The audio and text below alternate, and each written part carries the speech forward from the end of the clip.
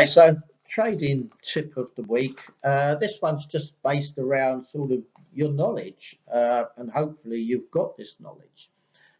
Fundamentals have been so important in the last 3 years or so. Uh, Fundamentals are always important, but they drive the market. It's those that determine where the price goes, supply and demand, which is really deep into those fundamentals. And the markets continue to be data driven, and they're going to be this year. Last year some people probably got caught out because good data was bad for markets, bad data could be good for markets. So you need to have that deep understanding of what it all means to be able to maximize those profits and take advantage of these situations. And the impactors of financial markets is very different to commodity markets. So again, it depends what asset class you're in. So if you don't know enough, then reach out to us, because we can provide you with a course or something to help you with that. But just remember, it's the fundamentals that determine the trend. All we're doing with technical analysis, really, yeah, it's lovely, it's visual. I use a lot of fundamentals. I use a lot of technical analysis as well, because they do assist with timing for your entries and your exits, and also where to place your stop losses. So talking of technical analysis, here we go with some analysis for the markets. And data helped stocks have a good week last week. Oil was up, gold was up, so it is a real positive start to 2023. So let's see if we can continue it. Definitely not guaranteeing it though. Right, so just a reminder, in the right hand column, black numbers, they are support resistance numbers. Brown numbers are breakout levels, and the claret numbers, they're horizontal levels where I can either see and identified where there's support and resistance, or it's based on double tops or bottoms, triple tops and bottoms and such like. There's no Fibonacci this week. Okay, so as usual, we start off with the Dow Jones. As you can see, the week was a good positive week. Stocks each day was that little bit higher, finished strong on Friday. I've got on the daily, I've got resistance at 35,765. I've got support at 33,382, at 329,82. And if the market was to have a big sell-off, then 31,733 would be a breakout level for me. That's the brown line, just as a reminder. On the 30-minute, I've got resistance at 34472, just a slight uptrend line there, and support at 34265, and also at 33,845. Now, if you look sort of a little bit back, you can see where you've got that sort of like little well in the prices. And those long candles, for me, I've got a theory on this, and that is that these tend to happen sort of quite quickly in the market. It's an hour or two each way. So for me, when the market sort of has that drop as it did, and then it starts to stabilize, and then when it has that rally, if you look at it, it's only taken an hour to make a whole recovery from that sell-off. And that, for me, that's because most traders have been in and out within that sell-off. Like, there's nothing to defend. So the market finds less resistance when the market turns. And as you can see, it got back up to where the move completely started from, and then consolidated and then continued to move up a little bit. Just a reminder, that's the 30-minute chart, but you'll find them on dailies as well. Okay, so moving on to the S&P. I've marked that sort of just over 4,300 level again that, we hit in sort of April, May, and also in August. Yes, it's a bit of a way away at the moment, but the way the markets are moving, if we keep getting this positive data and the investors keep coming in, it will come back into play. And that's a key level for me. At the moment, below that for resistance, I've got 4,053 on the daily with support at 38.37. Again, you can always take screenshots of these or just take a picture with your camera, with your phone, so that you can just keep an eye on them if you find them useful. They are useful. I use them all the time, but whether they're going to work for you, it depends. Okay, so the S&P on the 30-minute, 4,024 resistance with support at 39.61, 39.48, and again, if it starts to come off and it hits 39.35, for me, that's a breakout level.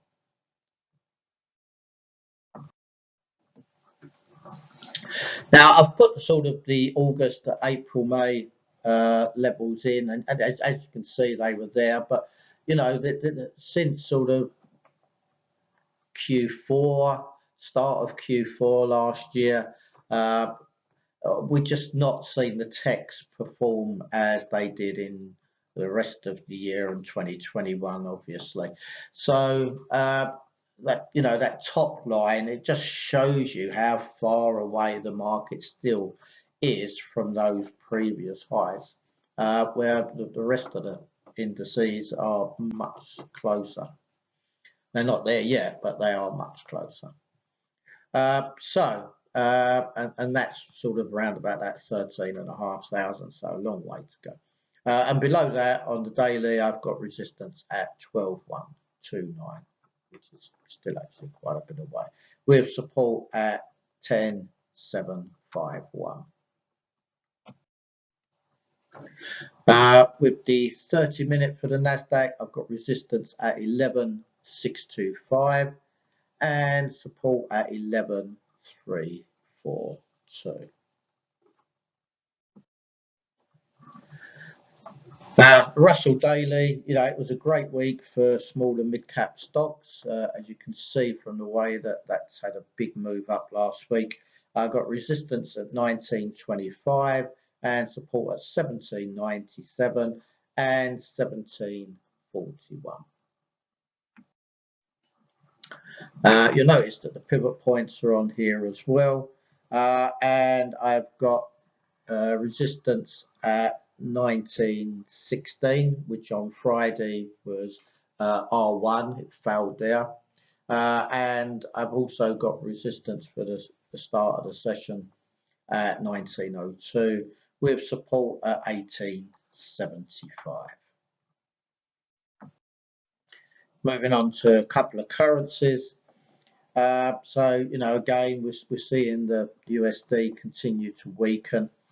So I've got resistance at 126.65. That's a breakout level. If it gets above that, then more room for it to go on the upside. Stronger pound, weaker dollar, but it's going to take a bit to get there, I think. Below that, I've got resistance at 123.43 and 122.93 with support at 119.57. For the 30-minute, we've got that slight uptrend there. So I've got resistance at 122.98, pretty much the same as the first one on the daily, and support at 122.45 and also at 121.99. For the euro, it just seems almost a lifetime away that it was below parity with the dollar now. And so here we are, almost back to 110. So resistance I've got at 109.62, which is a breakout level. And below that, I've got resistance at 109.09. with support at 107.57 and 105.77. As you can see, it's in that uptrend now for the euro. For the 30-minute, I've got resistance at 109.03 and 108.78 with support at 107.94.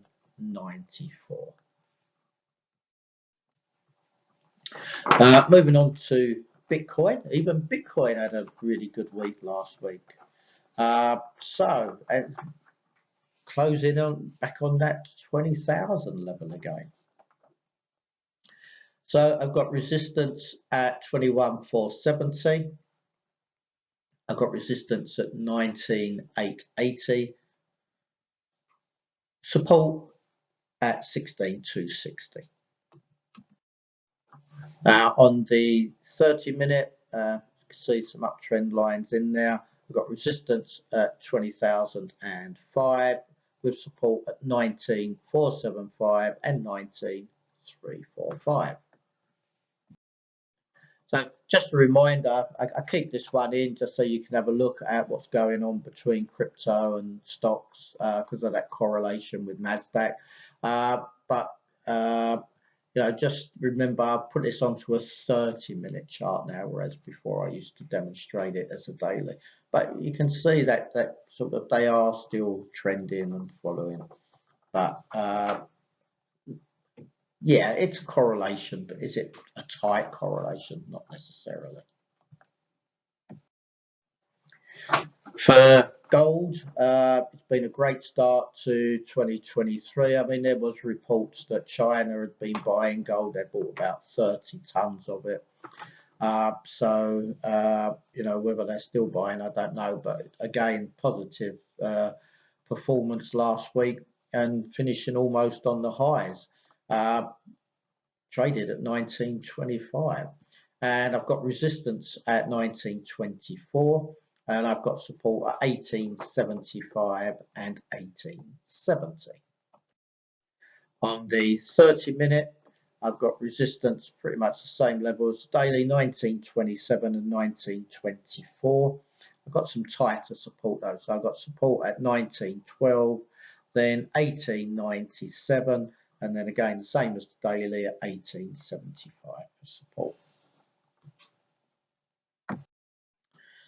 Okay, moving on to oil. And as I mentioned a couple of times in our report this week, that there's great expectations of Chinese demand coming back in now. Obviously, that they have released their people. Again, there's a lot of self-isolation going on. There's some cities where there's not that many people in the streets because the COVID cases are hitting new record highs almost daily. 1 or 2 new variants as well. So on oil, on the daily, I've got 83.25, and that's a breakout level, so it's a resistance, but it could turn into support if it can get through there. And I've got support at 74.77. Finally, the 30-minute, I've got resistance at 80.10, but it could open above that for a breakout. We'll have to wait and see. There is that little uptrend there. I've managed to get on the 30-minute, and I've got support at 79.46, 79.21, and 78.04. So what a difference a year makes. When we look at as 2022 started off so badly, we're now seeing that 2023 has begun in the opposite way. It's been reacting positively to the expectation that rate rises will be slowing down and then coming to a stop. And those, you should really probably expect smaller rate rises this year when they come. The next one for the Fed is more likely to be 25 basis points, I would say, as things stand at the moment. So as usual, just a reminder of what we provide apart from this YouTube, which helps you to prepare for the week ahead.